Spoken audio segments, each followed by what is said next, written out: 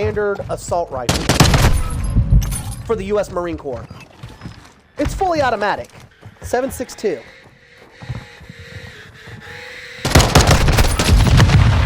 And I'm running around with a semi-automatic pistol, and I'm able to pull my trigger so fast on my controller that it fires almost as fast as that.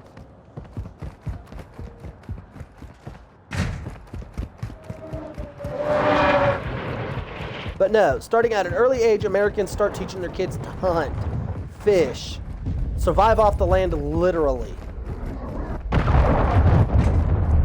Yeah, quite literally. We go camping starting at like age 1.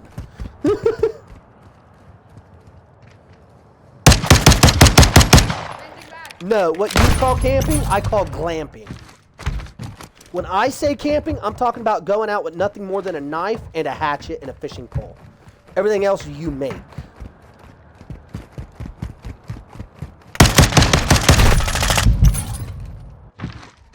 Yeah, we don't consider campers or pre-built tents that you just buy at the store as camping. At least I don't.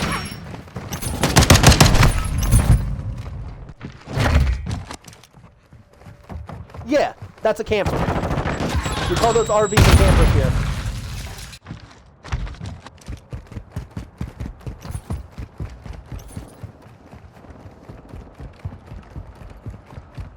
Covering your 6. Yeah. Well, in America, we have 3 different types of camper. There is the third wheel, which is literally just 2 wheels and a small pop-up camper and built into it. Looks like a covered trailer. Then you have campers, like full-sized campers, look like giant metallic Twinkies, painted silver. They're not motorized, but they usually have air conditioning and internet and all of that on them. And then you have actual motorhomes. And then anything over 16 feet is classified as a RV or a recreational vehicle.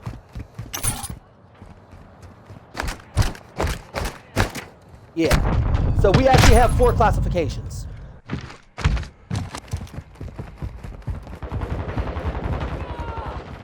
Yeah. Which, that's the pop-up camper. Yep. That's just a third wheel. They're usually made out of flatbeds.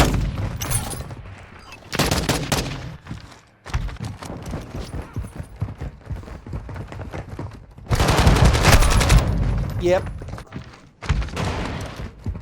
Yep. We have those as well. Those are classified as campers. So they classify those in-house driven campers is the proper classification for it. They're also known as trucks. When you go get tags for those, because they're under a certain length, they're classified a truck. Like your driver's tags, your license plate tags, are truck tags on those. Because they're under a certain size. Anything over 15 feet, so a 16-footer and above, which the largest we have is a 58-footer. And they run you about $300,000 US for the fancy ones. They start at about 150 to 200,000 US dollars.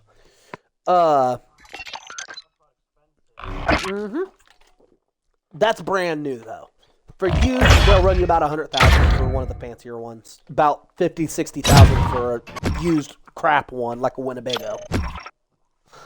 But for those, you have to have a CDL to drive it, which is a commercial driver's license.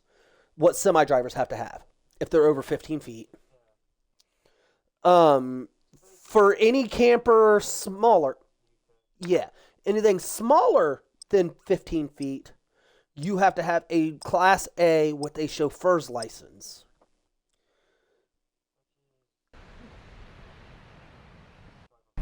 No. A chauffeur's license is essentially anything that can hold more than 4 people as a passenger. So if you drive a limo for a living, or a school bus, that's the kind of license you have to have. Public transit.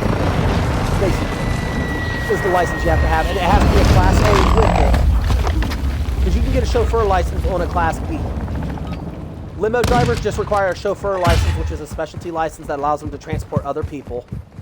But to drive them, you just have to have a Class B or above.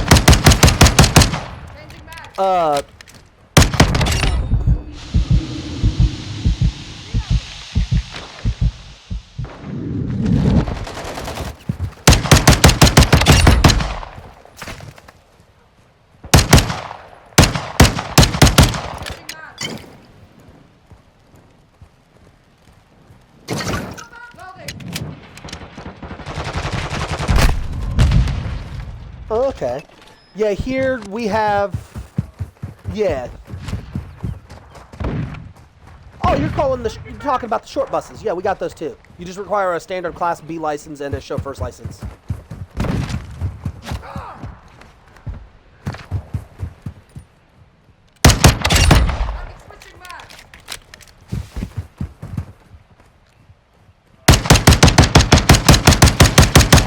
Hang on a second and I'll tell you for sure. I'm in the middle of a good fight. Woohoo! That was close.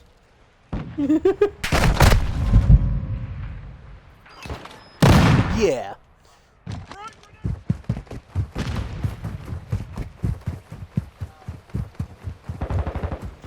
Right, non-industrial vehicles. Yeah, that's a Class B. To drive a... Okay, so in America, the way that works is that would be a standard Class B license. That's a standard driver's license. A Class A is the next one up. That allows you to drive any non-industrial vehicle, like anything smaller than a semi, basically.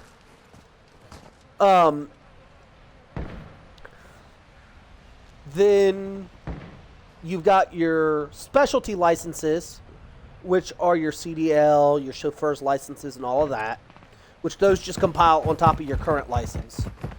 And then you have your Class S license as well, which is what you have to have to drive for like NASCAR. And then we also have motorcycle licenses that you have to buy separately. You have to take a specialty training course for those. Each state's a little different on the length, but here in Ohio, it's a 18-hour course that you have to take with a special teacher. You have to pay, it's like $400 for it. And then on top of that, you have to have a Class A license on top of it. You want to stand in a corner, bitch? Burn. Sorry.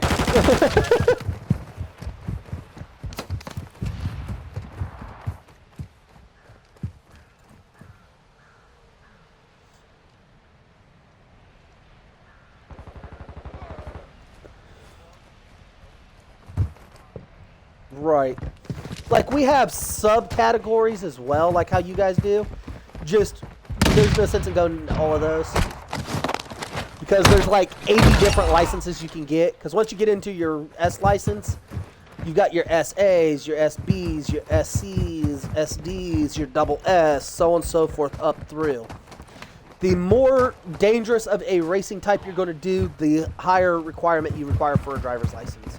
Like NASCAR, you require a Class SA, which is your standard driving racing license. For the NHRA, which is professional drag racing, you require a specialty license for that, which is your Class SB. It's a little bit higher, a little more difficult to get because they do vet people via criminal background and so on. Because you're driving, you know, $500,000 car.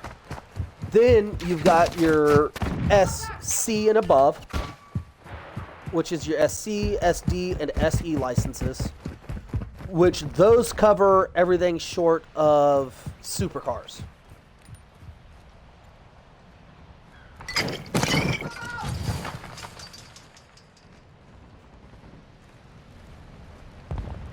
Yep.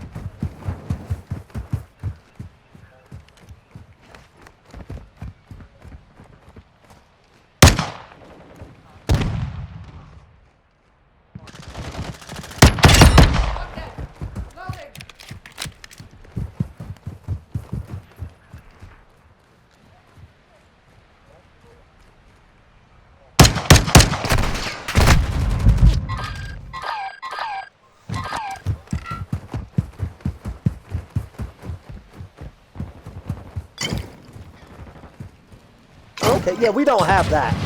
Here, if you can drive a stick, we encourage it. But we don't have specialty licenses for a manual versus an automatic.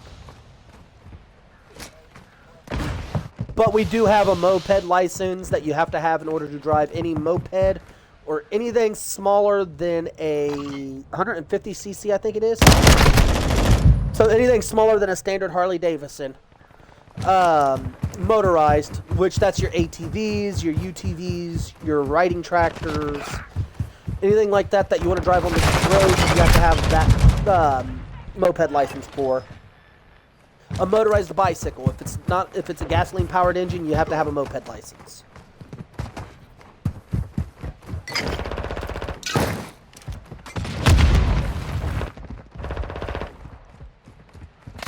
Right.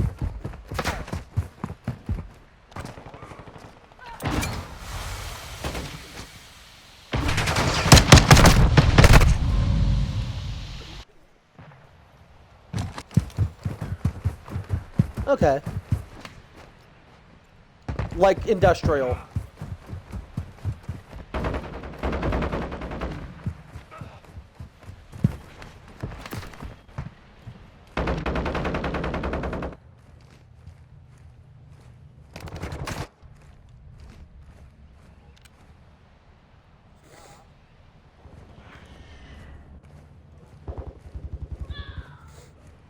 Okay.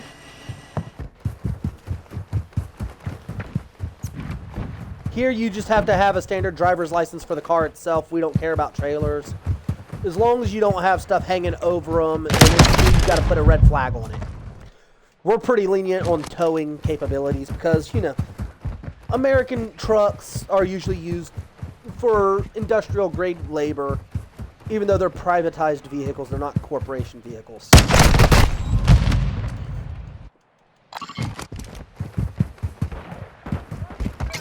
Uh-huh.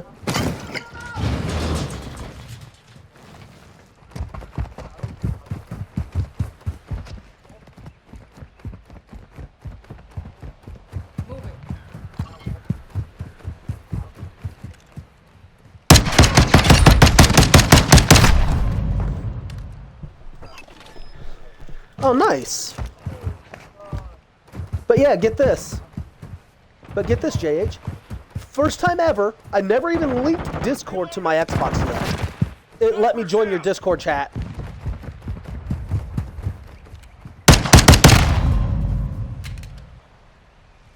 Pretty much. Now I can sit in here, chat with you guys. If you choose to share your audio, you can, and whatnot like that.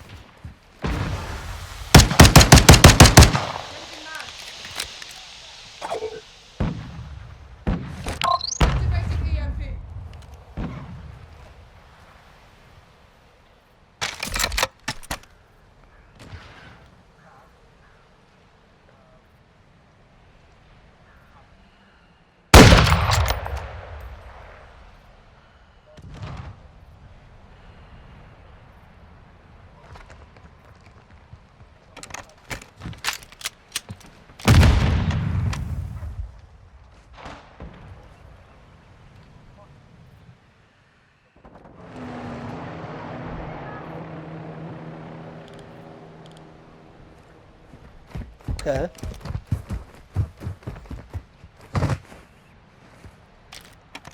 Like how we do.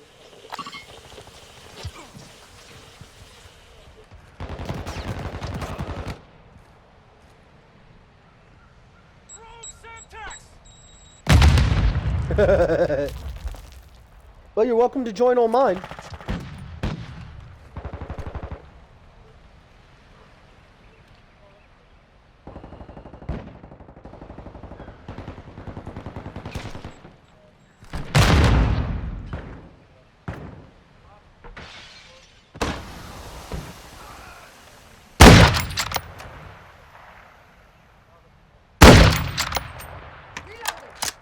Right.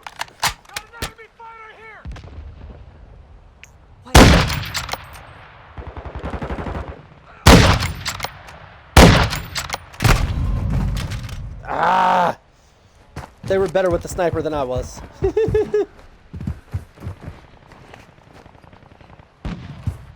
Oh, okay.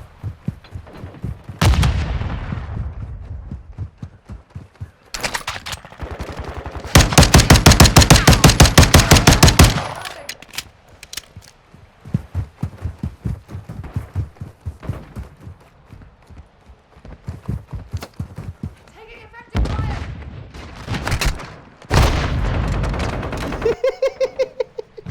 I just gremlined the hell out of that person.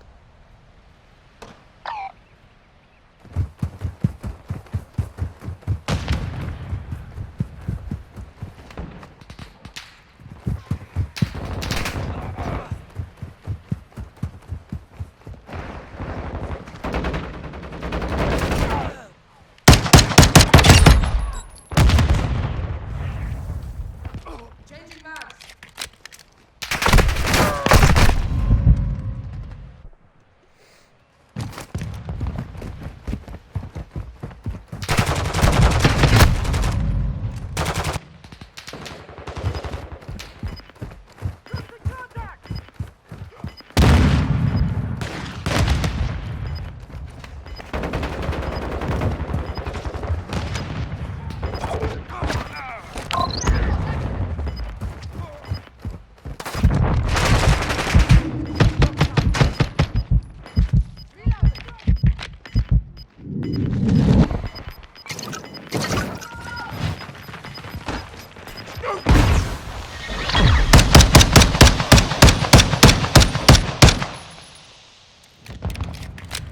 Whoa!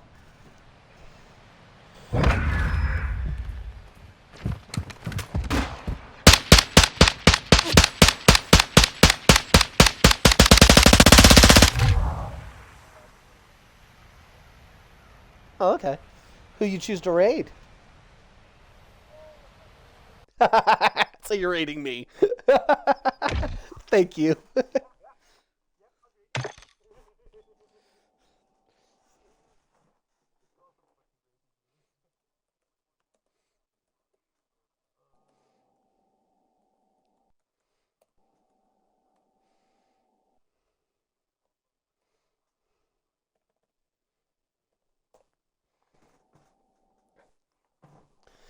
There you go. Thank you for the raid.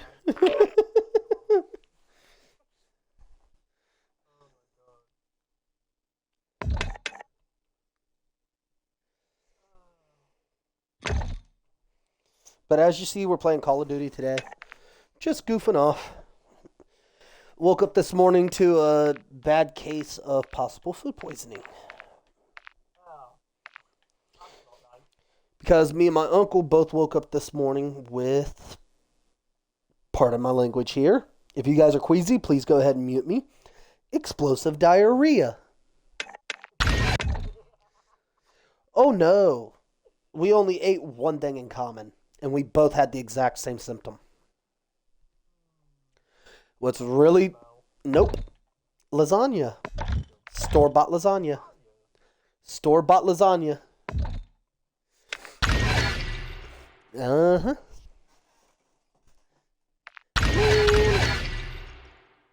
Why is this on... Okay, there we go.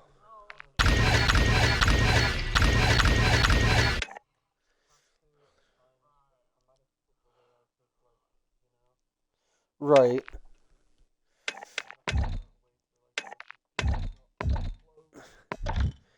Buy a new one?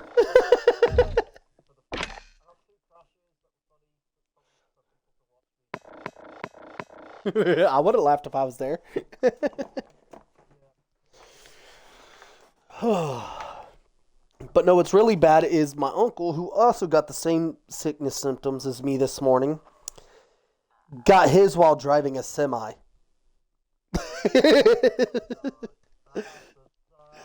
Yeah.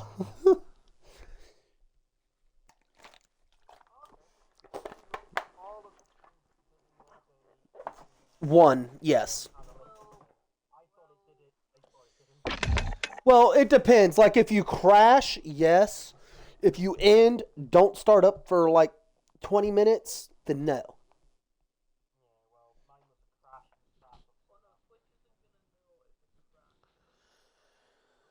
Well, if you set it up to where it's got the 30-second timer thing,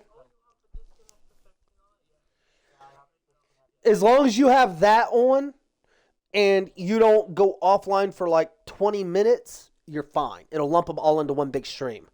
Where if you go offline, you stay offline for like 15, 20 minutes for whatever reason. Like, say you take a lunch break and then you come back, it'll send you two separate analytics. But yeah, they did fix that a while back because a lot of people was complaining about that because it hurt their 30-day analytics going towards partner and affiliate.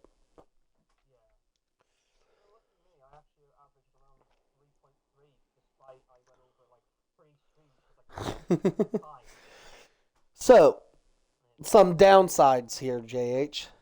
We are halfway through the 7 days for Raid Shadow Legends, and nobody has downloaded yet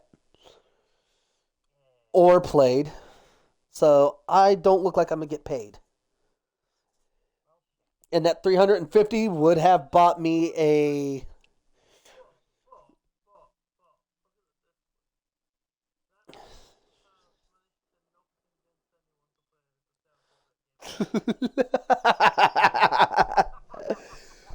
But here's the thing: I was really like leaning onto that to put into a bank account towards a new computer to use on stream. One that can actually handle streaming capabilities. Yeah. Right. Because I could, with $350, in all honesty, I could go up to Walmart, buy a mid range gaming desktop tower. And I would only be like $20 short of that because of taxes. It'd be like the $20 in taxes I wouldn't have with that 350.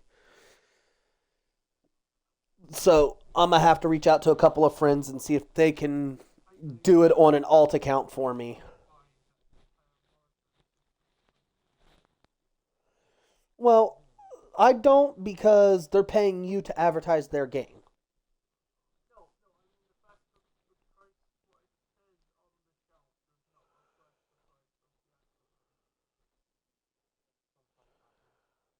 Ooh, wait, what? Oh, you're talking about the way America does it. Yeah, that's because we have sales tax. No, no, you don't actually, because different things have different tax rates. Food and stuff like that, like solids, do not have taxes at all for sales. Non-alcoholic beverages do have a sales tax, but it's only like 6%. So it's like 6 cents on the dollar. Right. Well, food you don't tax at all. Food is 100% tax free in Ohio.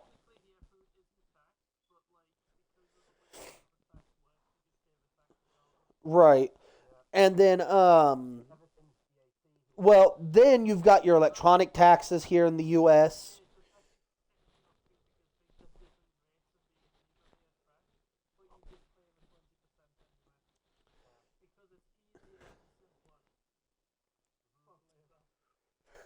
But yet after food being untaxed, your alcoholic beverages has like a 12% tax, as does your tobacco.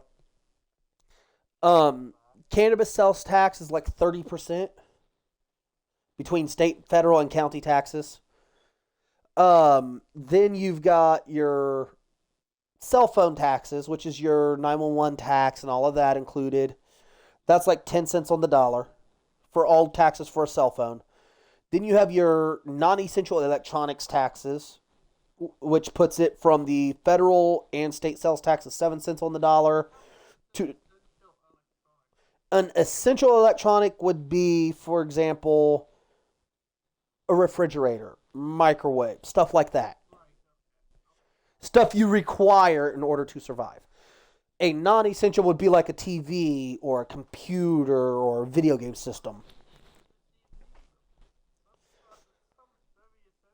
We've got radios for that. We've got cell phones for that. Well, yeah, we've got radios, we've got smart radios, we've got antique radios. You name it, we've got it here in Ohio. I mean, for fuck's sakes, we're talking about the state where record players just came back into popularity.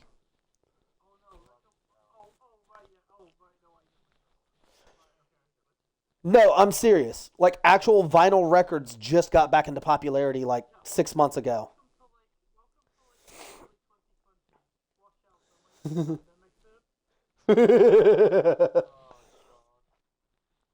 But then you've got your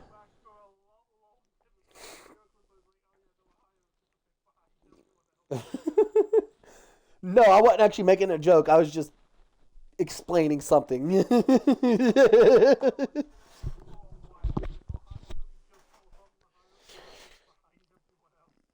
Well, yeah. Some of us never outgrew records. I still love vinyl records, but I don't like the new record players because they sound like crap.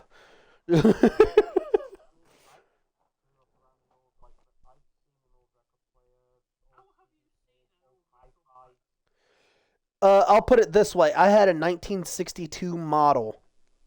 That's the model year. Hold on, Nat. Hold on, Nat. I had a record player that was manufactured in 1962. That was a DJ's turntable in my bedroom in high school. I had a $500 highly collectible 50-year-old record player before I had a TV in my room. Yeah. You want to know what my first TV was? You remember them little 10-inch screens that you'd stick into like the old minivans and stuff? The boob tubes? That was my very first TV. And it was in black and white.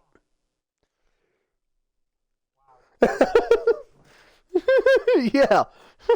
I had one of those for my very first TV in my room. Before that, everything was in the living room.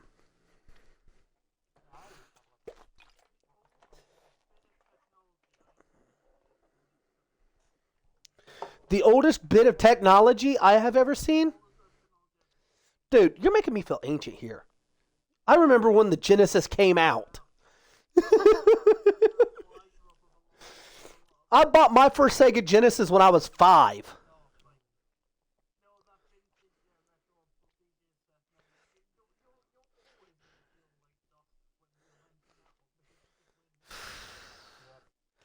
I was 3 when the Super Nintendo came out. I was born the same year that the original Game Boy came out.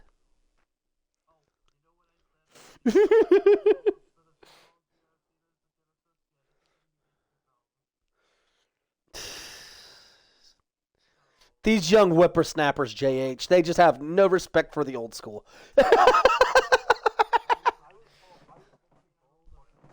Yes, but he's older than you in spirit. JH, I'll ask you guys this, okay? JH, you'll answer first. 8-track or Betamac? Thank you. Nat? Yeah, 8-track. Do you know why?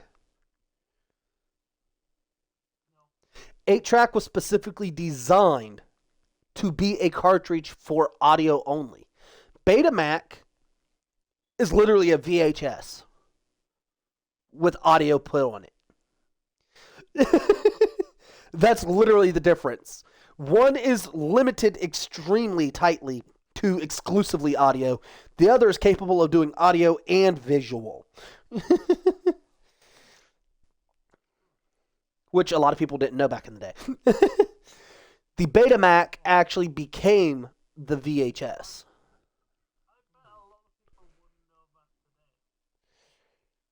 They don't.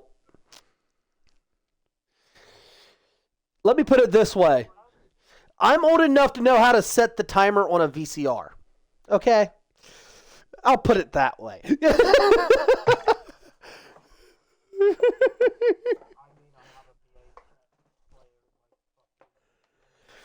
Okay, let me put it this way. When I was 5 years old, Barney was just now getting its very first movie on VHS.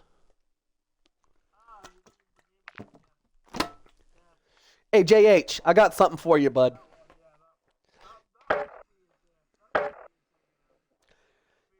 Hey, JH, I got a song for you, buddy.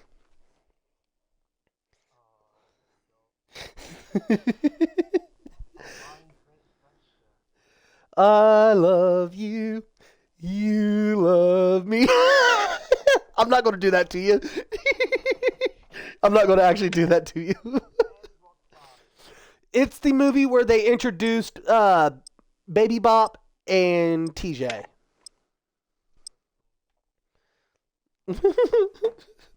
I was a Power Rangers and Barney child up until like 95. Which is when, ironically, Gundam Wing Zero, Dragon Ball Z, Pokemon, and Sailor Moon, the original, all came to the U.S. That's when I stopped watching Barney and Power Rangers.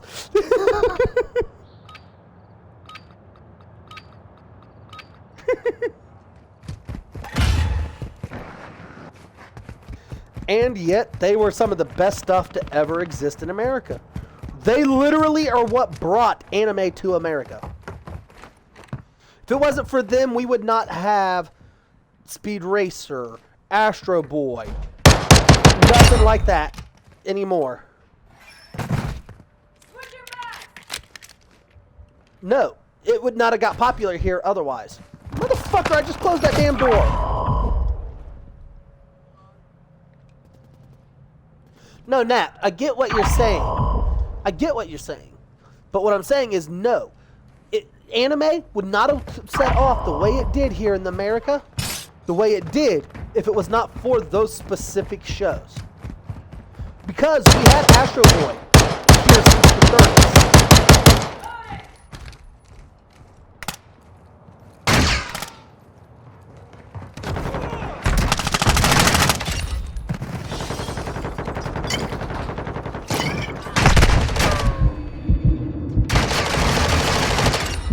Hang on. Yes, I got it!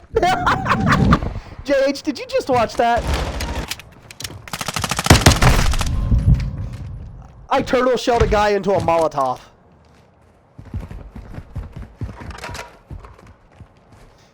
Yeah, I just literally did a turtle Guile. Turtle Guile from Street Fighter.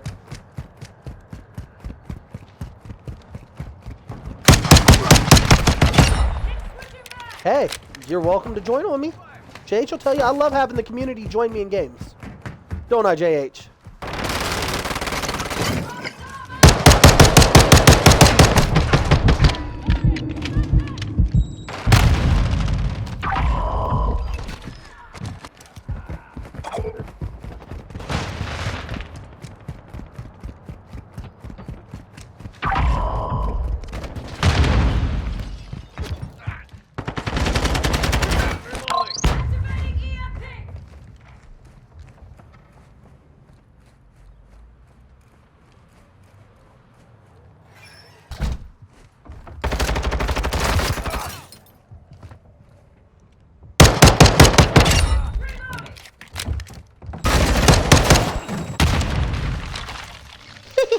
I'm in danger.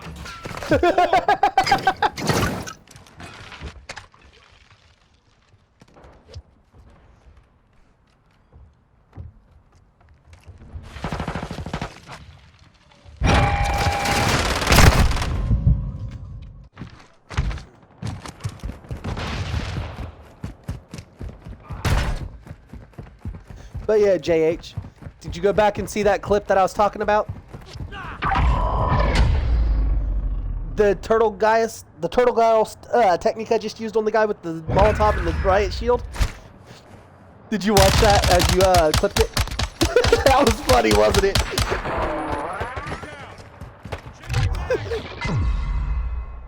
Go ahead and share that in the chat real quick, will you? Because where you're a mod, you should be able to clip that and share it. Because I have links excluded to only myself and mods, but I set it up to where Twitch clips should be able to be posted by anybody.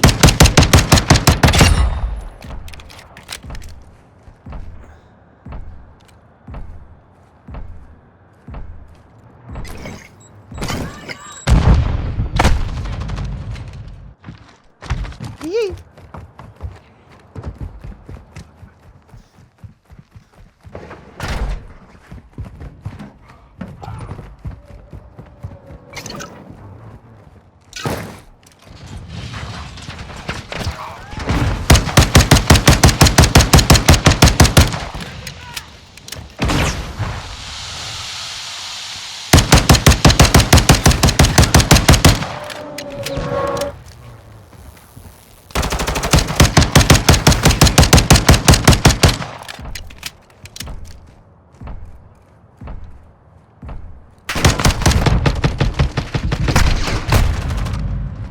Damn, I ran out of ammo.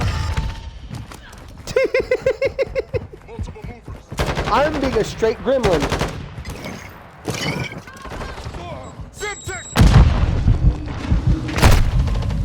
Ah!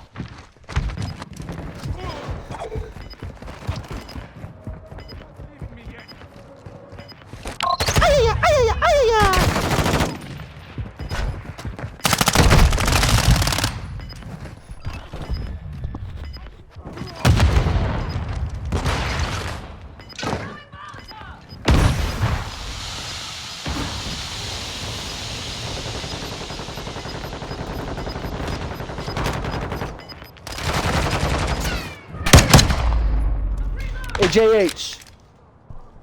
JH. JH.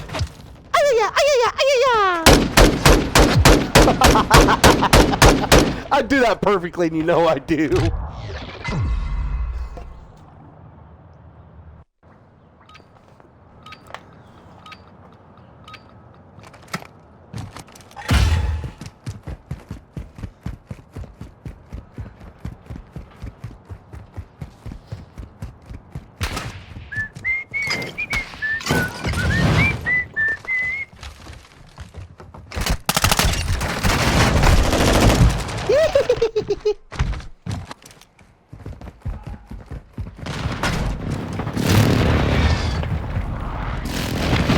Was I just really running on a freaking banister? I am. I just ran up the steps via a banister to get around this guy too. That's beautiful.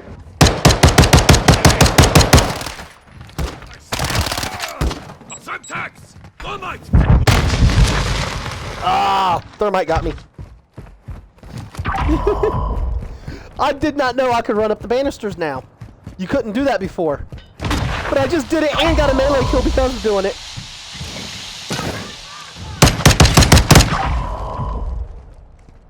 You seem a bit toasty.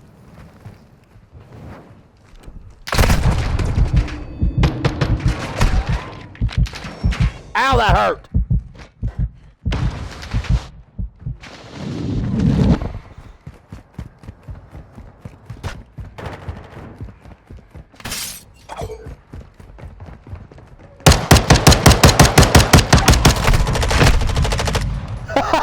I made him mad.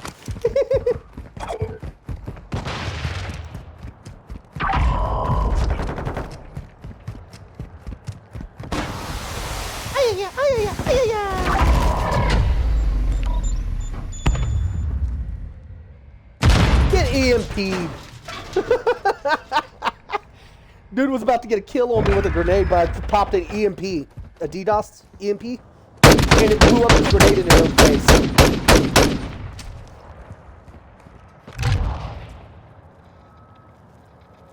Oh, nice. Hey, I was top of my team. Ha ha! Oh, talk about George Washington? Yeah, that's President's Day.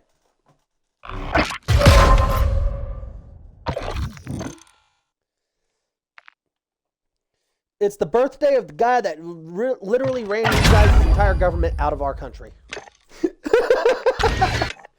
I find it ironic I find it ironic that you guys celebrate it too. Because he's also one of the guys that dumped all your tea in the harbor.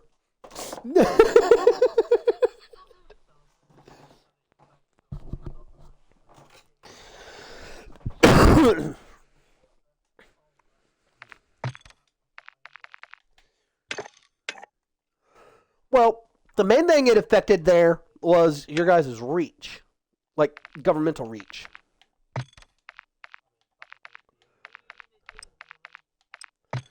Yeah, because that was actually marked the beginning of the downfall of the English military to where it's at now. That's where you guys started declining, was right about then. That was the very first loss you guys ever received, was to the Americans.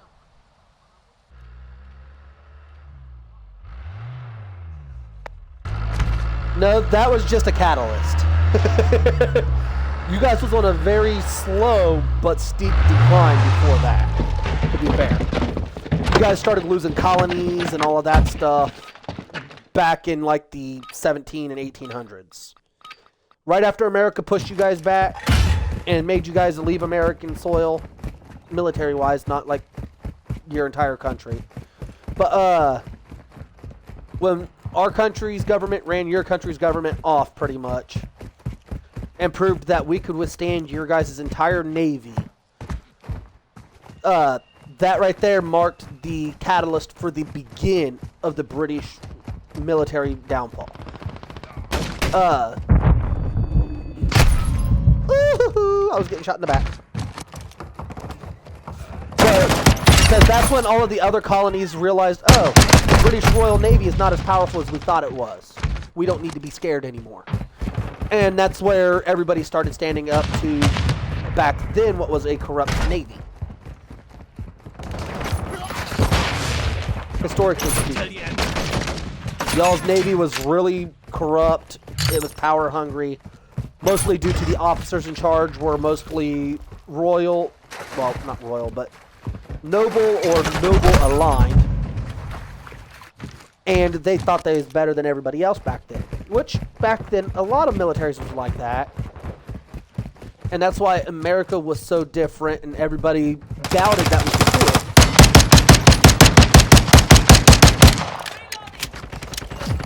it. Was because we had no nobles. So you gotta think, back in the 16 and 1700s, the mindset was if you was born to nobility, you was protected by God against all people, meaning you was God sent to rule over everybody. That was the mindset of the era, in all honesty. That's why the American-style government was not expected to last more than 50 years. It did, though. It's still going strong today.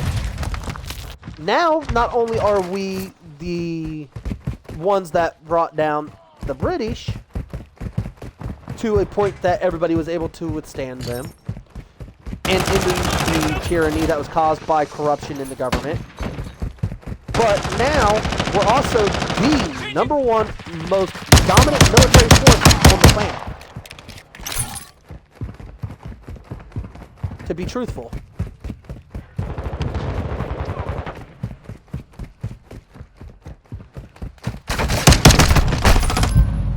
I'll put it this way, okay? America has the most nukes. America has the most guns. The largest navy. The first and second... Hold on, let me finish. We have the first and second largest air forces on the planet.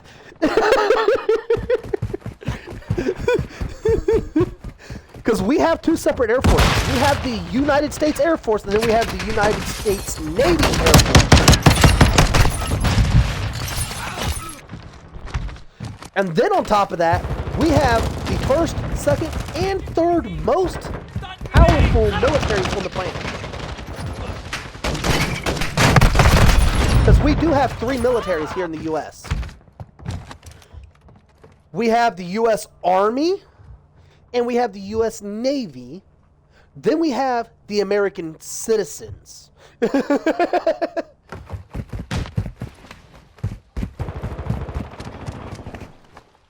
We, citizens of America, are the largest, by mass, by number in other words, freestanding military on the planet. And yes, we are highly trained and very well trained. Almost every citizen in America has taken a gun course. Almost. And those that didn't take it were felons and criminals that has access to guns illegally that learned how to do it in life or death situations every single day. That's why our own government doesn't mess with us. Literally, we have a state who has the literal motto of fuck around and find out. And we turned it into an art form. That state, it's called Texas. Texas per capita, to be fair, Texas per capita, meaning per 100 people, it's 3 guns every human in Texas.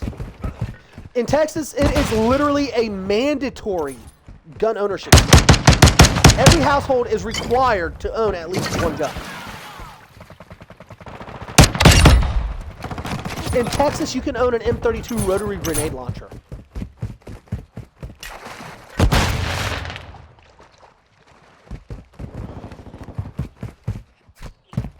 I'll put it this way. I'll literally put it this way, okay? As a felon, I am not allowed to own a pistol. I am not allowed to own a hunting rifle. I am not allowed to own a shotgun. What I can own, flamethrowers, any rocket launcher, M32 rotary grenade launcher, crossbows, swords, knives, daggers, bow and arrow, snare traps. We are allowed to do tiger pitfall traps. We, as a citizen and not a member of the U.S. military, are not upheld to either the UN Accords or the Geneva Convention. If anybody were to ever maliciously step foot on American soil to try and take us out, the Geneva Convention will literally become the Geneva Suggestions. Because as a non-military personnel, we don't have to follow those rules. I'll put it this way. I'll put it the same way a person on TikTok just put it the other day. And yes, this person is a U.S. Marine Corps sergeant. The way she worded it was this. If Russia was to invade the U.S. right now, the the Geneva Convention would become a checklist of things to do on every American's fridge. Yeah.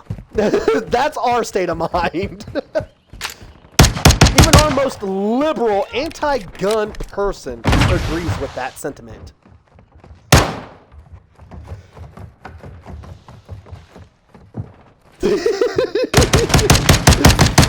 I'll just leave it at that.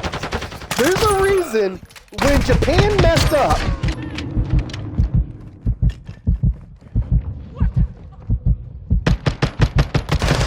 Oh, FBI talked to me every day. I just got off the phone with them at 3 p.m. Eastern Standard Time. Literally, Nat. No, I'm serious. Because of my education, I am required to hold a weekly briefing with my federal handler. I'm a certified ethical hacker.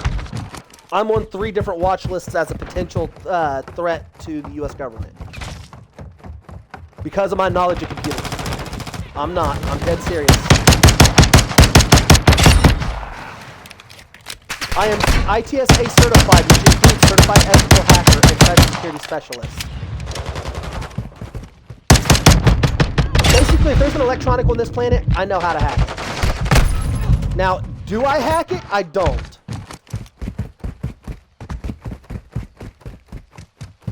Because I turned down the most recent offer.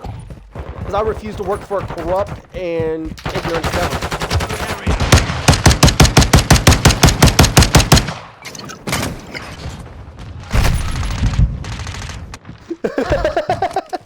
I literally just turned down a job at the Department of Defense.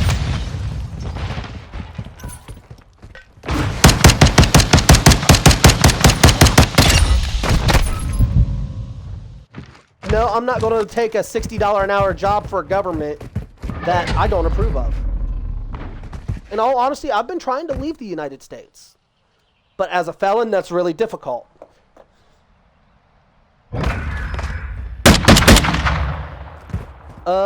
Do you want yearly or hourly? Yearly, I was looking between $450,000 and $500,000 a year.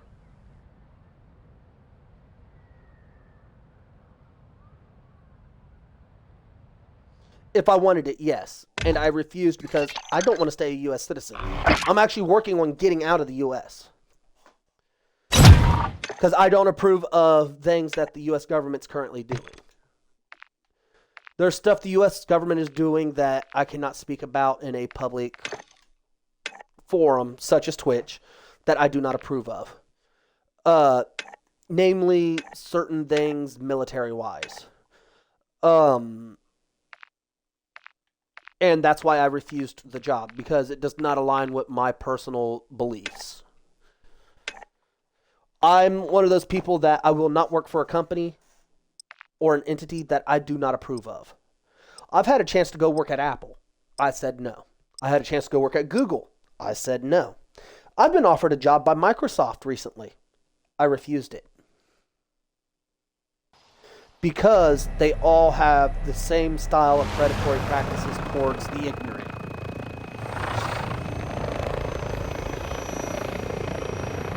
And I'm not talking ignorant as in mentally inept. I'm talking ignorant as in technologically ignorant. People who doesn't understand.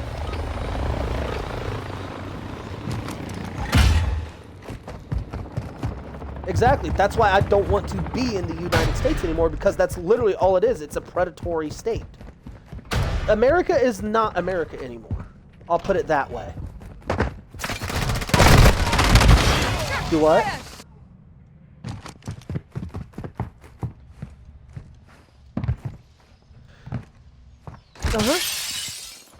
There's two nations I'm looking at, and I'm not going to mention either one, because both of them have non-extradition in the United States.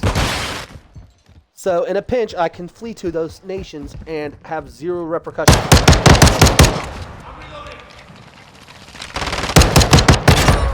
That reduces your list to about 18 countries, by the way.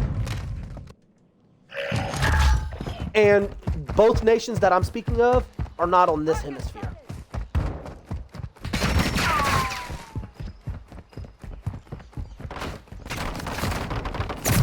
So that reduces it to about 7 nations.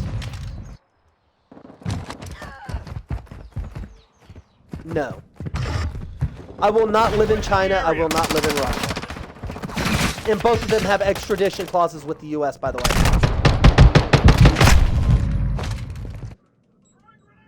It's not in the European Union. I'll put it that way. Yeah, I'll put it this way. It's not part of the European Union.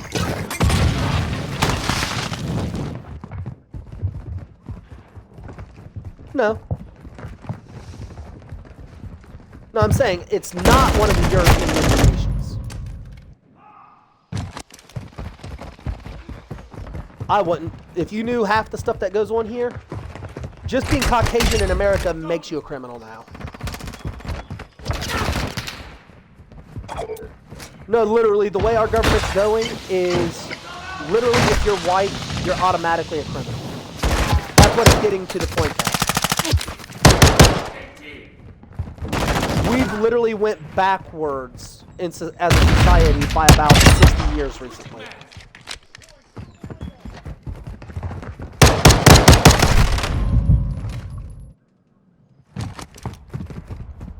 Well, what it went from was, okay, in the 1850s, we had the Civil Rights Movement, Martin Luther King, etc. Okay? By the end of the 70s, segregation was done. Everybody was equal except for women. By the end of the 80s, women had equal rights to men, meaning they were allowed to work full-time jobs, they didn't have to have help from husbands, etc. So by the end of the 80s, everybody was truly equal, rights-wise. Well, in the mid-90s, a lot of minorities got it in their heads, oh, we're a minority, we don't count as part of the equality movement.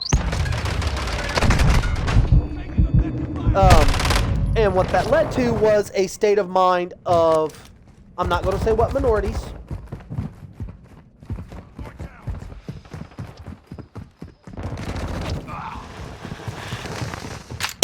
The way it was written for the Emancipation Proclamation, all men are created equal under God. No. Originally, yes. When we rewrote it after the Civil War, when all that ended, all men was 100% equal. Everybody was able to work free of charge. Everybody was able to vote. Everybody was able to own property. Everybody was able to own animals. Everybody was able to travel as they pleased. Nobody required a document to go from, say, Columbus, Ohio to New York City, New York. So literally everybody was 100% equal by the end of the 80s. There was no pay grade difference, nothing like that.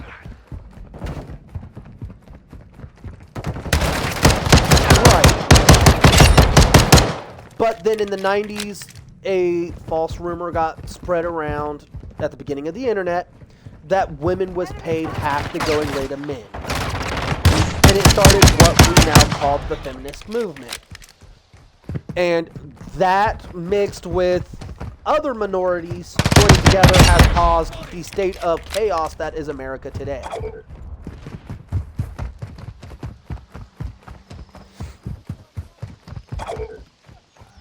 Right.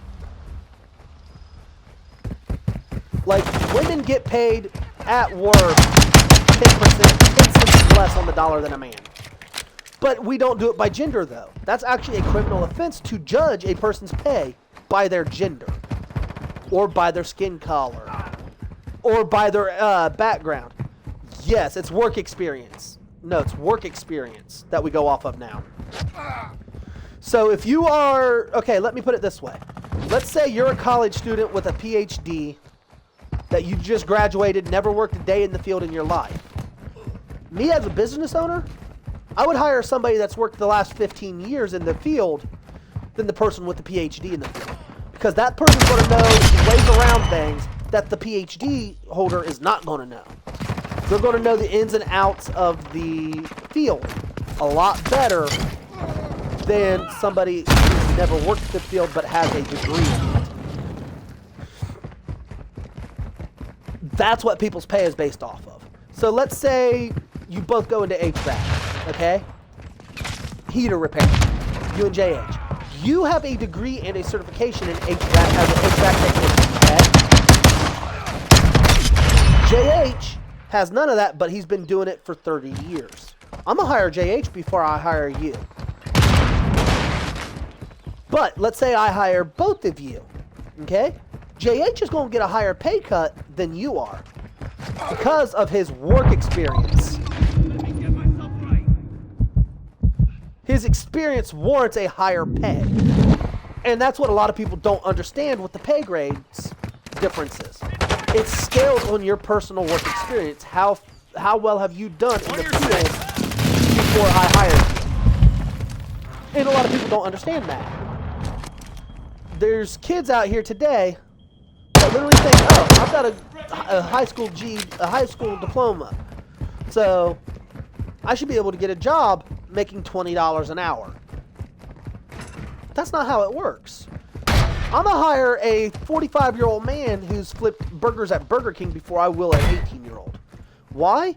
Because that man is going to know how to do stuff that 18-year-old's not going to know how to do. Even if the kid is in the process of getting a degree in culinary arts. See what I'm getting at? And everybody doesn't realize that's the only difference in work pay.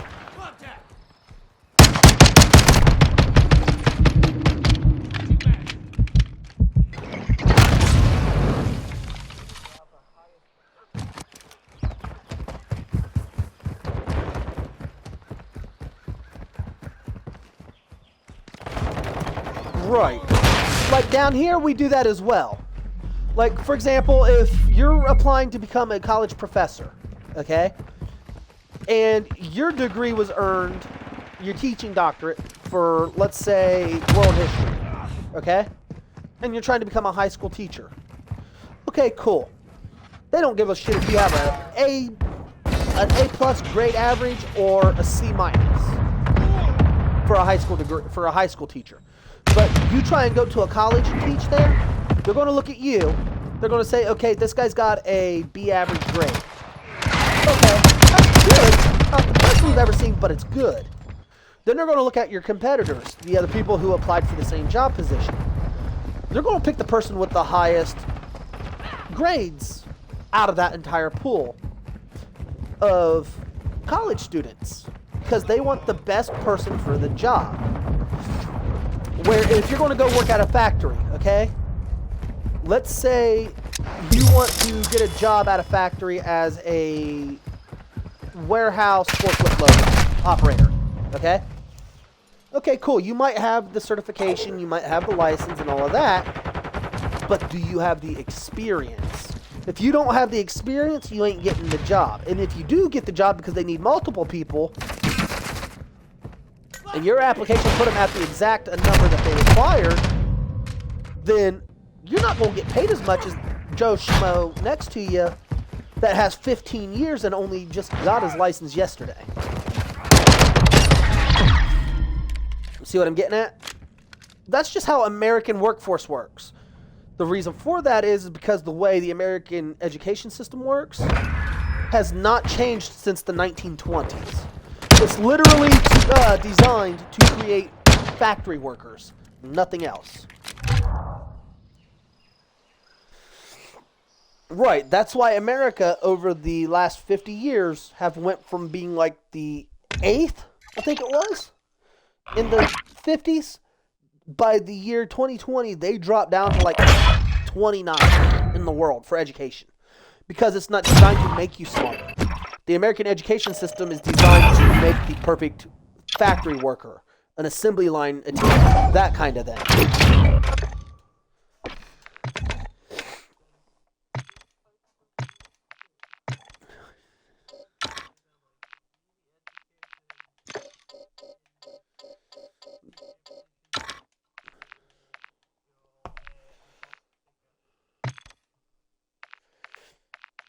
We got a lot of that here too. Here in America, if you can't get a job, if you can't afford an education, you work at McDonald's or Walmart. That's literally how it goes here.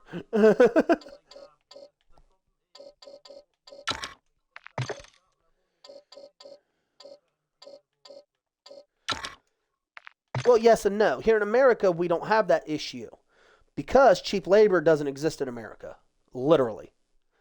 And the reason for that is actually quite simple. In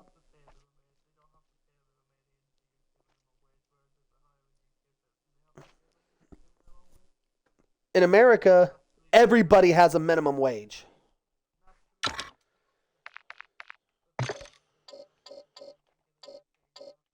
Right. Like here in America, okay, the way our pay system works is the federal government sets a minimum wage.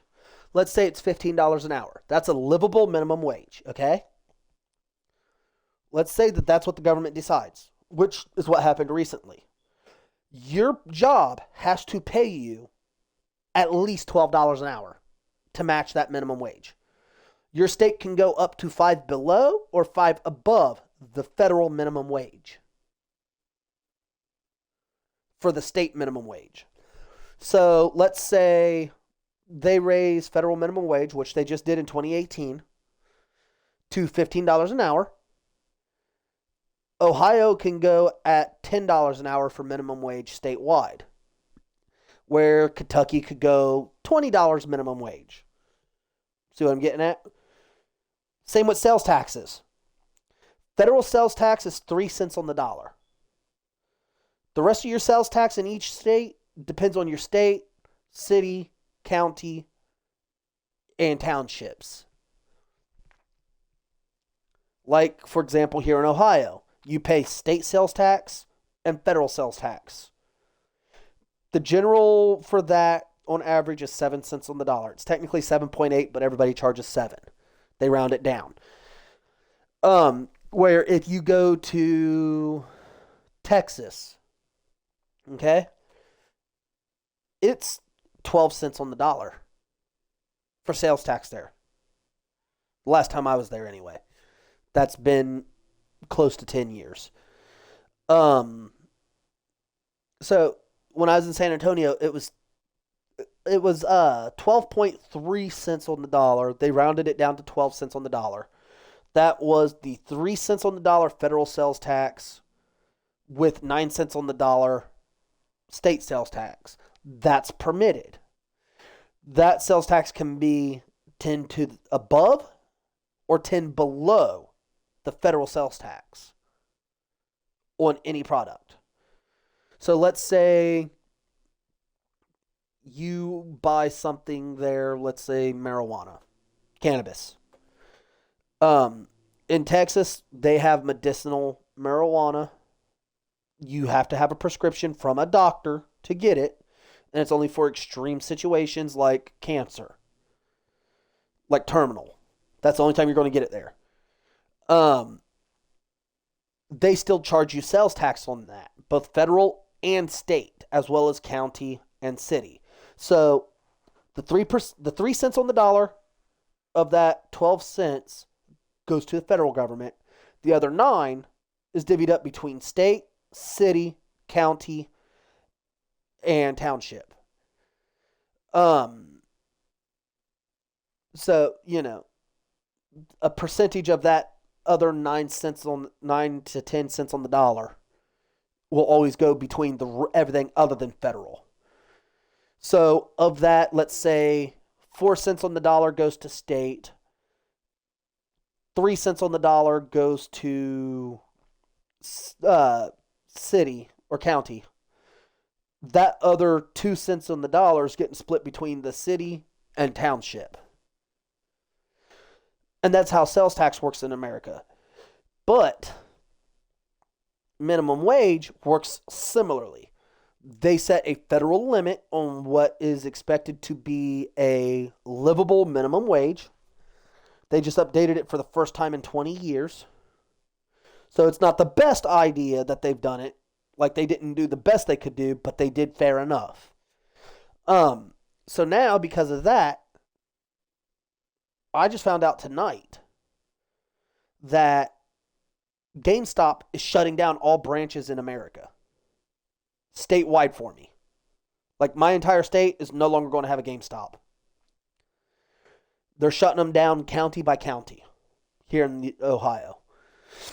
The reason for that is they're being nailed with sales taxes every time they buy the product and they stick it on the shelf. Then when you buy it, you're paying sales tax. Well, because everybody's buying digital now, because there's no sales tax on digital copies. Like, for example, in Ohio, that's not every state, that's Ohio. Ohio does not have sales tax on digital purchases. They do, however, if you receive a physical item. So, like, say I buy Modern Warfare 3 Remastered when it comes out. I buy it on disc from Amazon. I'm going to have to pay sales tax on that. 7 cents on the dollar. Unless my state sales tax goes up. But if I buy it from Microsoft on my Xbox Series S, which is all digital, there's no sales tax. It's just a flat rate. So if it's $99.99 for the game, digitally, I paid the $99.99. No sales tax.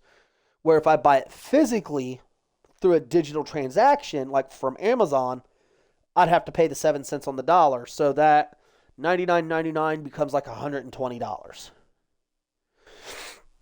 If that makes sense. So because of that price hike, they're shutting down stores because they cannot afford to pay their employees the new minimum wage. The minimum wage here in Ohio just went up from $7.25 in 2018 to yesterday's new level of $12.50 an hour. Unless you're a tip worker. If you work in a place like, for example, a restaurant where you would receive tips, your employer only has to pay you $2 an hour plus your tips. It's unfortunate it works that way, but it does. It's been that way since the 20s. Which falls back to the way America's education system works. It's not to make you smarter, it's to make you an efficient working drone. Essentially. America's educational system is designed to stamp out individuality and creativity. The reason behind that was when the current educational system was designed, it was during the Great Depression, which ended in 1932. And the way it ended was multiple companies opened up massive, and I'm meaning hundreds of thousands of employed just to run a skeleton crew factories all over the country. And so they then had the issue of, instead of not having enough jobs, they didn't have enough people to work said jobs. So what they started doing was, at the end of World War I, they changed how our education system worked to the modern standard of designing it to where it trains kids to be ready for the workforce directly out of high school. You were not expected to go into higher education. Kindergarten through 12th grade here in the U.S., that is ages 5 to 18. You could start public education at age 5. You are almost always done with it and graduated by age 18. That's the mandatory education. You can go into the military at 18, you could go to college at 18, or you could go directly into the workforce at 18. It's your choice. But because of the way the education system is designed, employees don't look at degrees the same way anymore. The way they look at them now is, like I said earlier, they'll look at me, see, oh, he's got the degree. Then they'll look at JH and they'll be like, he has no degree, but he's got 10 years of experience. They're going to hire JH instead of hiring me. That's the unfortunate thing about the American workforce. So it all ties together, you know what I mean, between the economics, the design of the American education system, and everything else, all ties into one big circle on why America's shit for hiring right now. That's the main reason I'm wanting to leave the U.S. The other reason is our military is doing really shady things, as is our government, that I do not approve of. And when I'm stating predatory practices, I'm talking like, okay, I'm talking borderline scammers. Grade predatory practices. Like, for example, Apple. The reason I refuse to have anything to do with them, I don't even own Apple products. I've refused. I've actually had somebody hand me a brand new iPhone. And I said, I would rather have that $200 LG Android over there. The reason behind that is I know what their work policy is, like their customer service policy. Everybody's treated as a number, not as an individual, not as a clientele. They literally sat there and have been busted and sued for predatory practices that forces you to upgrade your phone every single year. So has Samsung Galaxy, so has Microsoft, etc., etc., etc. Okay? That's the kind of stuff our government's doing as well. Like, for example, something a lot of people don't know. There has recently in the news been multiple military recruitment drives aimed towards small children which is illegal. This one I can talk on because it involves what I'm streaming. 3 or 4 years ago, a group of military recruitment officers got caught back when Twitch was first coming out and live streaming video games first started up on YouTube and all this other stuff. And live streaming video games was just starting up. They was getting on there live streaming, military officers were. Call of Duty, Battlefield, and stuff like this. And they would sit there and talk to little kids in their chat. And they would say, oh, you like playing Call of Duty? Well, you know what? Sign up with the Air Force and you'll be able to do that for a living. We'll pay you to do this in real life. Oh, yeah, it's just like what you see here. You'll just run up, jump in the jet, and take off and just drop bombs everywhere on a battlefield. Lying to the small children. And they would keep that up until the children would get permission from their parents to sign up with the military with that specific branch that they were recruited by early. Because you can sign up as early as 14 years old in America into military service if you have parental consent. Once you're 17, you can sign up for when you exit high school at 18. But if you, say, come from a military family, okay? Let's say your dad was a U.S. Marine. And you wanted to join the Marine Corps and your dad was okay with you going in. He could fill out the paperwork to where you would exit public schools. You would sign up with the U.S. Marine Corps. You would dispatch within 72 hours from your home to a Marine Corps school where you would sit there and train every day to start your physical training for the Marine Corps as early as 14 years old.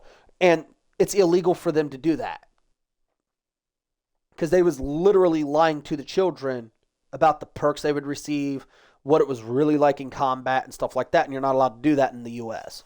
That's why I refuse to work for our government. That's part of the shady stuff that I was explaining earlier, that I was talking about earlier, but that's not all of it. But in all honesty, I don't want to stay in the U.S. I want to leave. There's a few options I've looked at recently that even as a felon, I would be able to move into.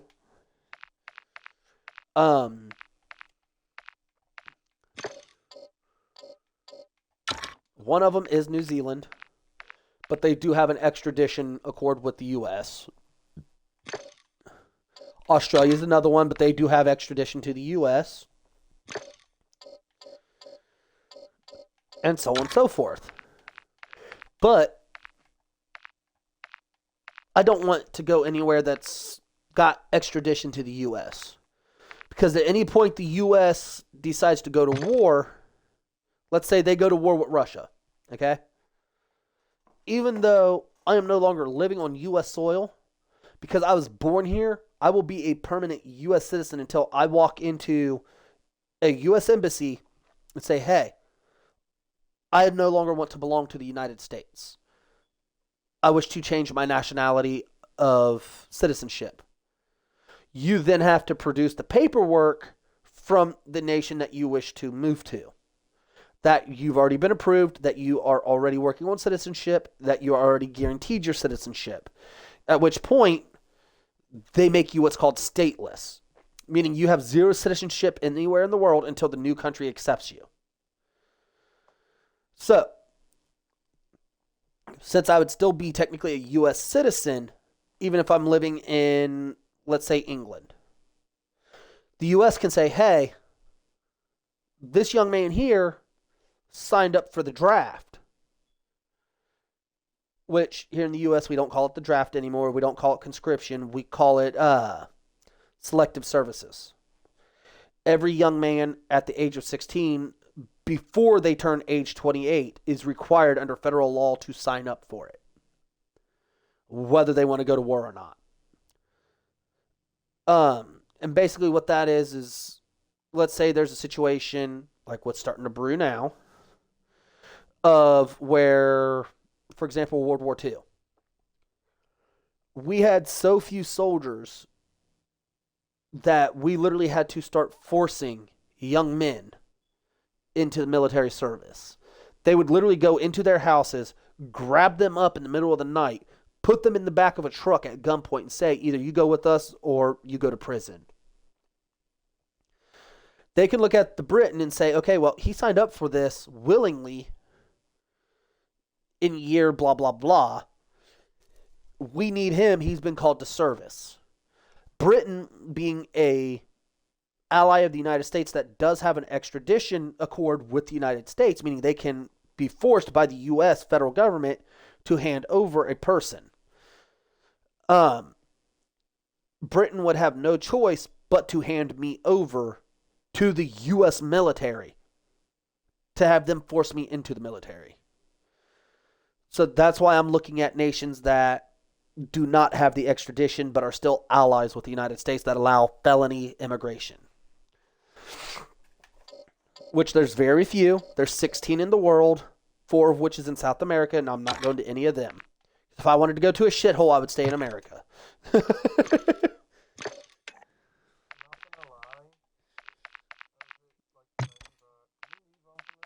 Yes.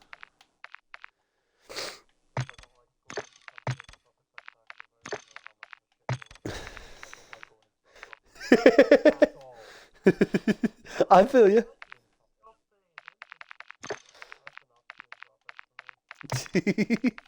All right, let's move on. So, JH.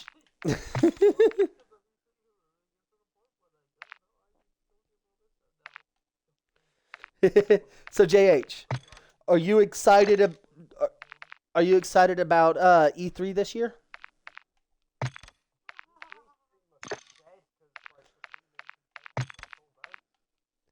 No. EA's still there, Activision's still there, and so is Sony. No, Sony owns E3.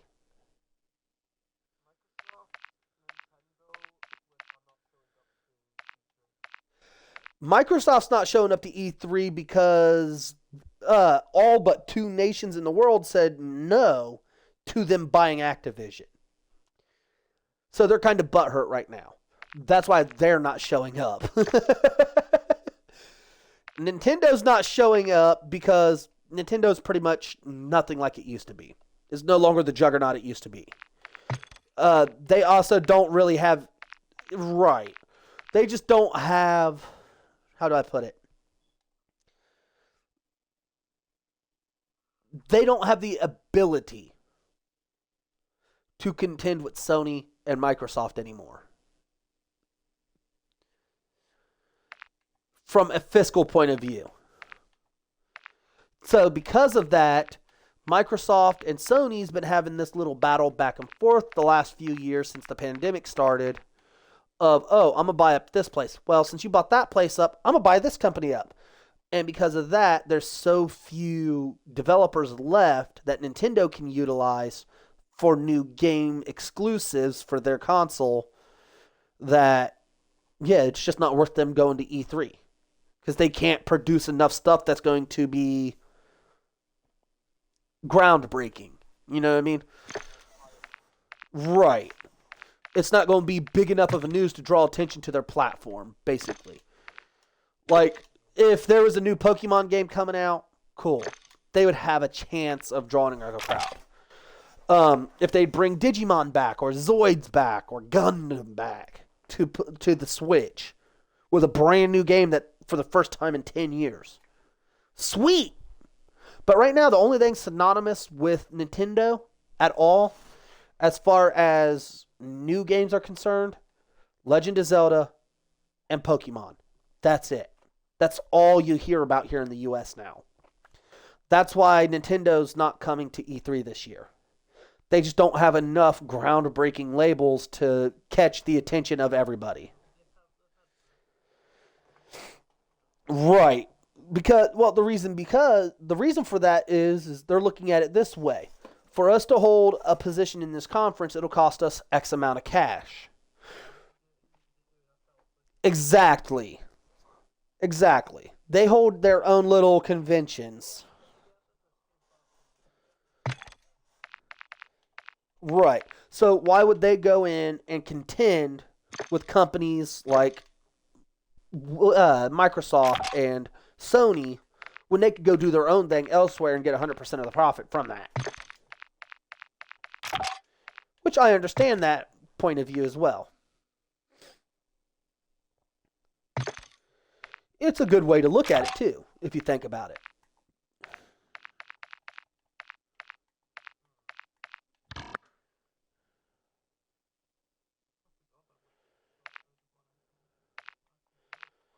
Yeah, that's that whole crap storm of what happened. Literally, only two nations said, "Yeah, we don't give a crap if you buy Activision Blizzard or not."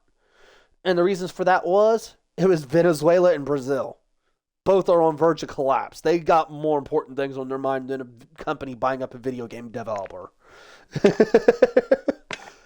And that was their exact phrase. No, that's exactly what both of those nations said. Well, yeah, that's the reason it was stopped. I'm saying literally only two nations said yes, and technically they didn't even say yes.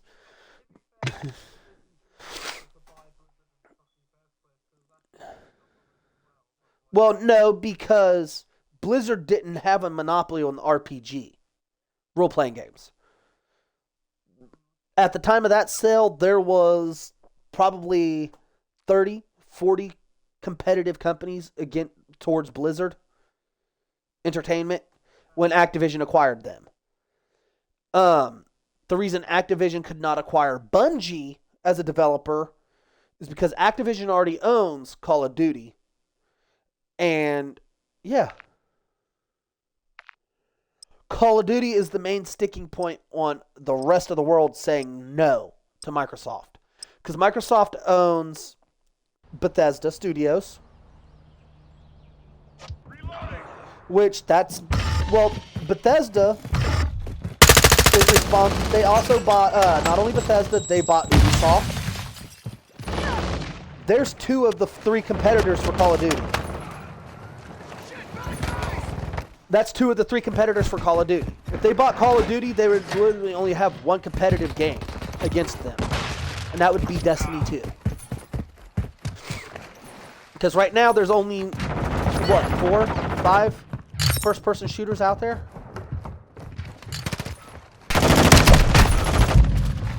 I'm talking like multiplayer first-person shooters.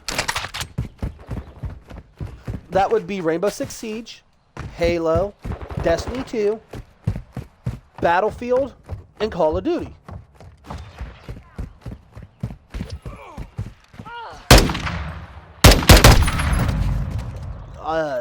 Sorry to say it, Battlefield's got a lot of people still playing it. Welcome to the Valderas Museum. I want to try it, but it won't work on my Xbox Series S for some reason. It will not load up. No, they actually recently experienced an increase. Because they just had a new season drop. That was the issue. They didn't drop a new season for almost a year.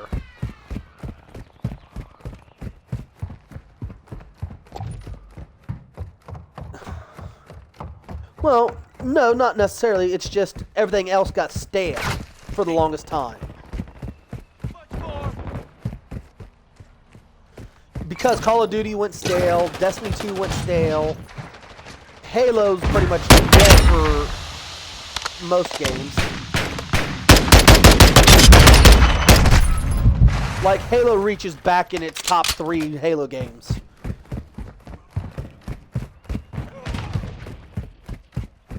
Well, Bungie never left.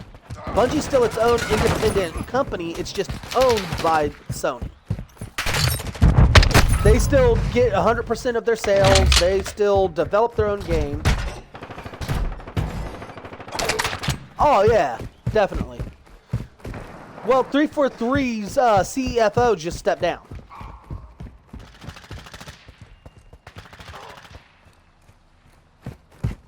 Well, Halo 3 and Halo 4... Halo 3 and Halo 4.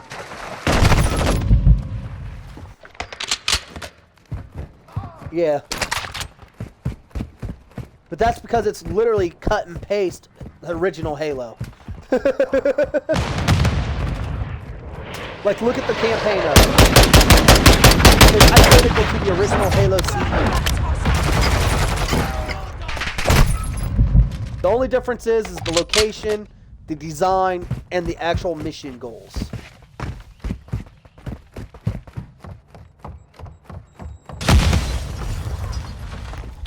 Where Rainbow Six Siege just went completely dead, development-wise, for about 8 months.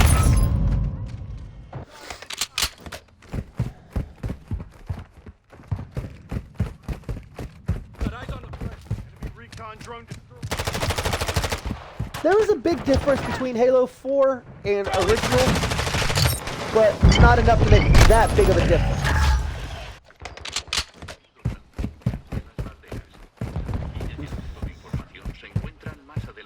Well, Halo 4 wrapped it up pretty well for the story.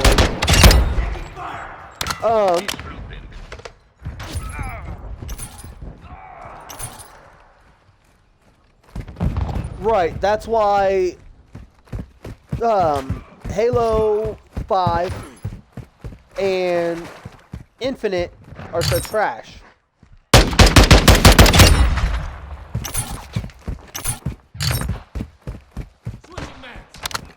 I don't like it because they messed up.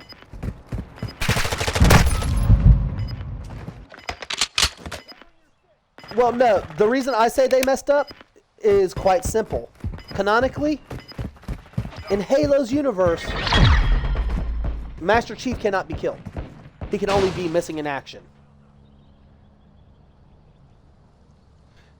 The reason for that is they have a law in effect that Spartan units cannot be KIA. They can only be MIA. Because they are not people, they are clones. So they technically do not exist, therefore they are not a intellectual entity, they are intellectual property. Halo 1 through 4, canon.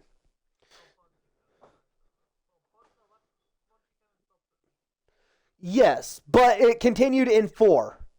They did continue that part of the canon into 4. With... Well, yes and no.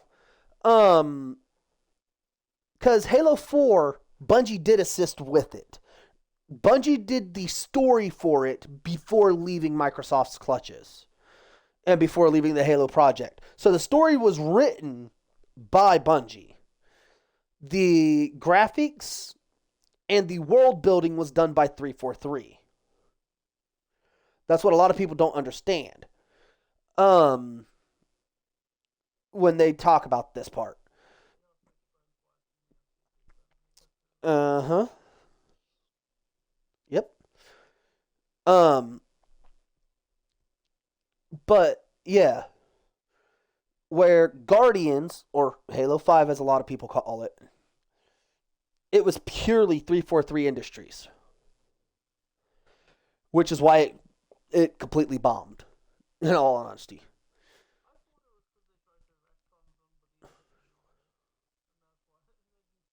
No, they tried to kill Master Chief. Literally. They buried an empty coffin and said Master Chief was in it. At the end of the story. On the campaign. They literally sent the remaining Spartans out to hunt down and kill Master Chief.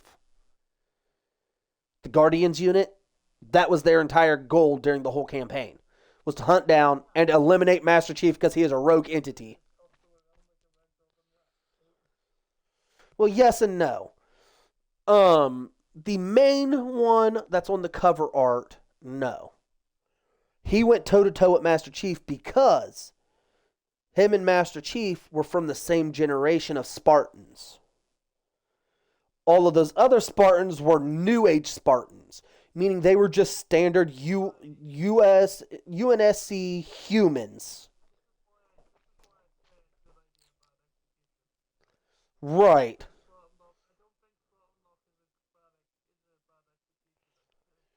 Spartan Locke, they did well. They did well with Spartan Locke. But what they did with Chief.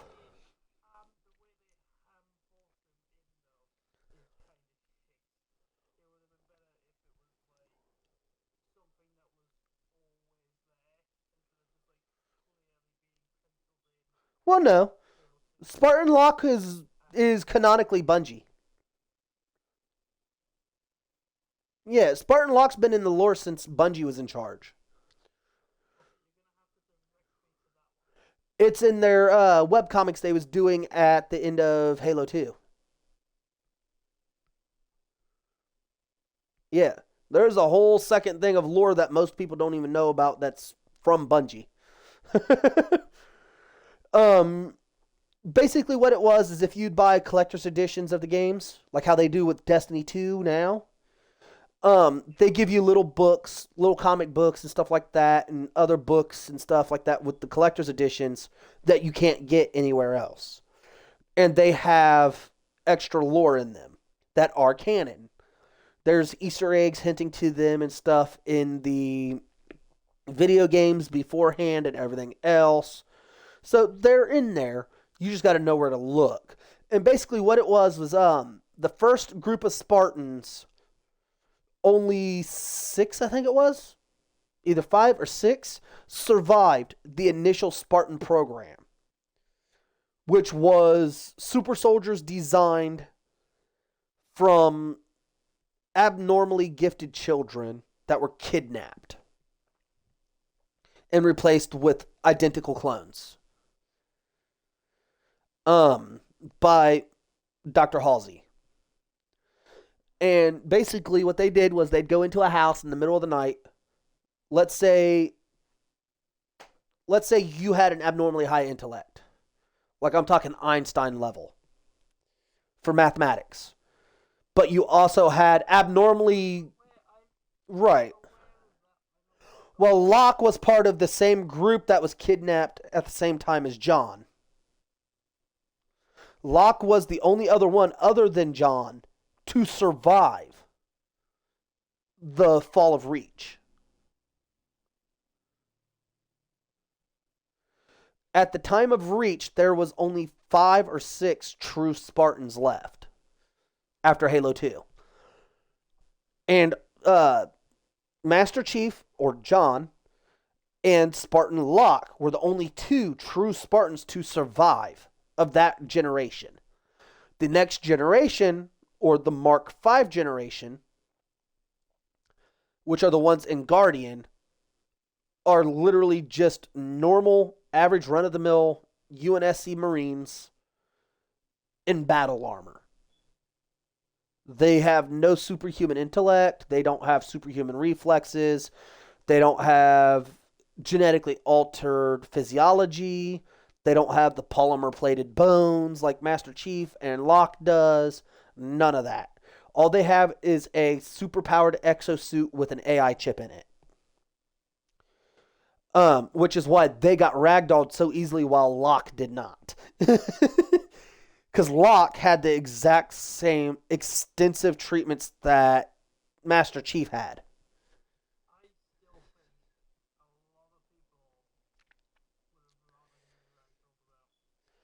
Yes, they would like that, but that's because Master Chief. Yeah, he is literally the most recognizable video game character in the world.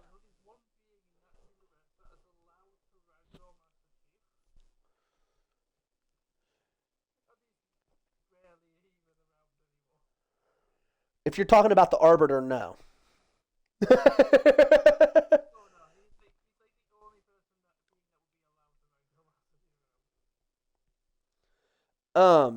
Well, no, there's a few.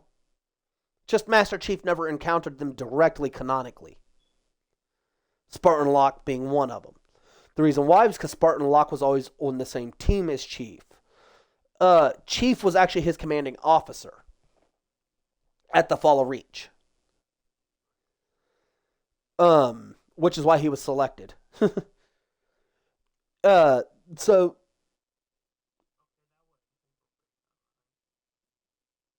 no. That was Bungie canon. Yes. That is actually part of the lore books from the Halo Reach Collector's Edition.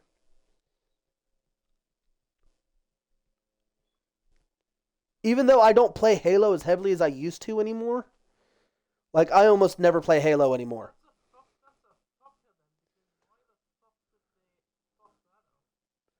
They didn't. They left before they could integrate him in to the main storyline.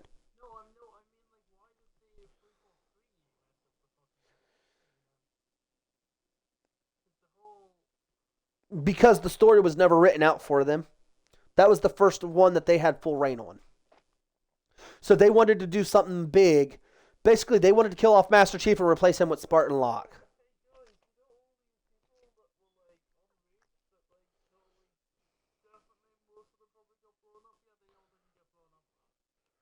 No, they did die.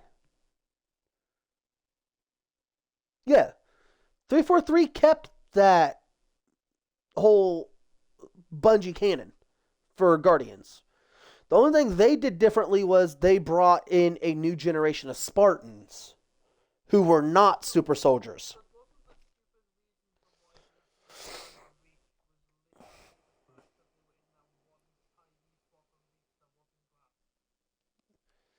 Yes and no. Same with Red Team.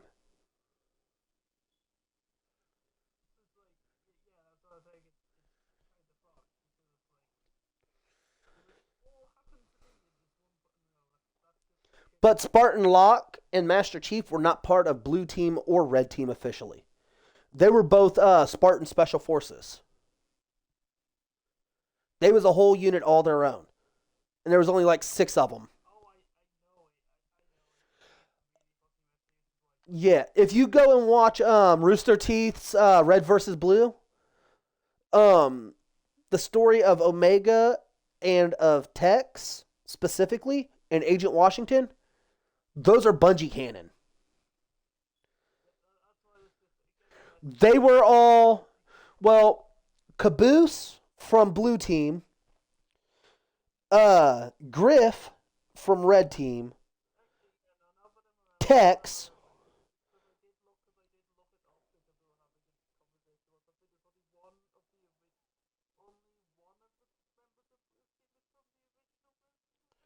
And that was Caboose.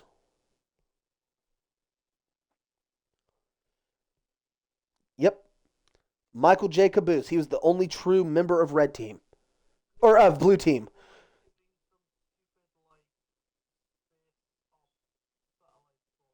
Yeah. And he lost his memory, but retained memories of his training and stuff.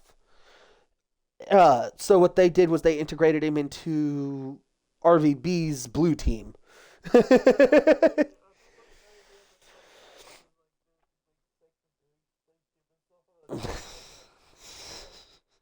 Right.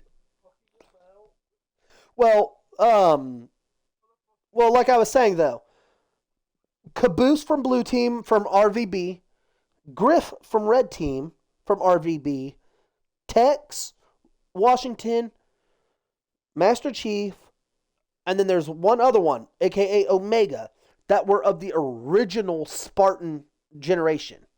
They were the Mark II Spartans. They're all of the same generations of Spartans as Master Chief.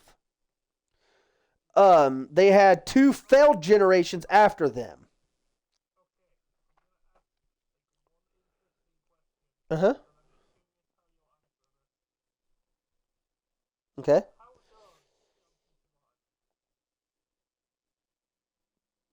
I do not remember off the top of my head. You got to think it's been years since I've read that lore book. It is.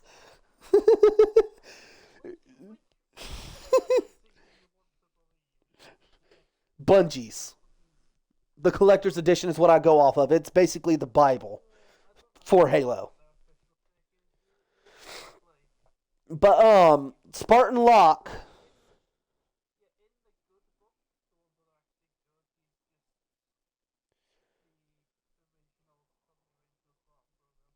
Yep.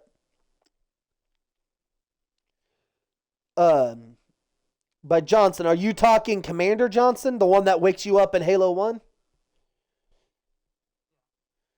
Yeah, he is actually canonically an original Spartan. He's the only one to survive of the first generation of Spartans.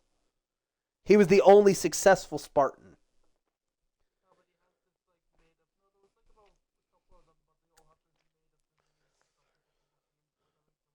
Yep.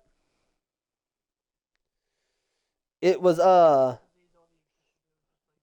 it was a disease caused by the polysteel that they put on the bones of the actual Spartans. And it causes insanity, which is what the AIs are for, that the second generation was given, aka Cortana, was to help counter the disease's degradation of the Spartan's mind. Basically, they became antisocial and anti-authoritarian. Basically, they turned against society mentally, unless they implanted the AIs into their heads, like they did with Master Chief. Johnson was the first one to have the AI implanted, but his body rejected the AI, but the effect still was there. It countered the disease well enough to keep him alive. But he was never allowed to leave the military till the day he officially died in combat. Which is where it comes in of Bungie canon of Spartans never die. They only go MIA. Because they are military property, they are not people.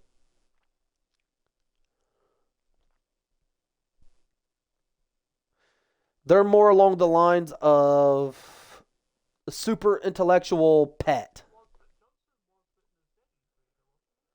No. No, Johnson's still around.